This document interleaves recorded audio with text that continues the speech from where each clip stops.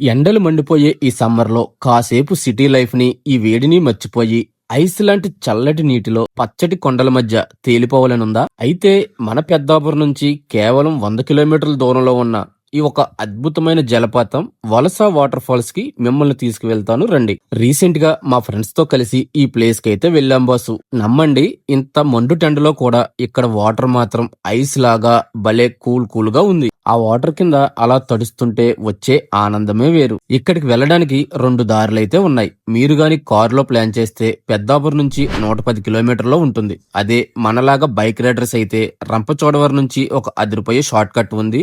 Just 83 కిలోమీటర్లు మాత్రమే. ఆ పచ్చటి కొండల మధ్యలోంచి బైక్ రైడ్ చేస్తుంటే ఆ ఫీల్ నెక్స్ట్ లెవెల్ అంతే. ఇక వాటర్ ఫాల్స్ కి చేరుకోవాలంటే ముందుగా ఒక చిన్న కాలువ అయితే వస్తుంది. అది దాటి అలా ముందుకు వెళ్తే ఈ బ్యూటిఫుల్ వలస వాటర్ ఫాల్స్ అయితే దర్శనమిస్తుంది. ఇక్కడ అన్నిటికంటే నాకు బాగా నచ్చింది ఏంటో తెలుసా?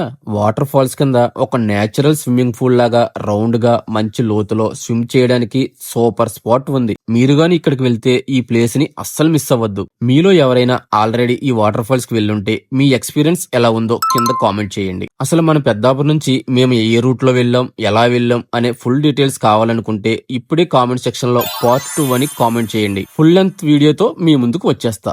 Don't forget to follow Peddapuram updates.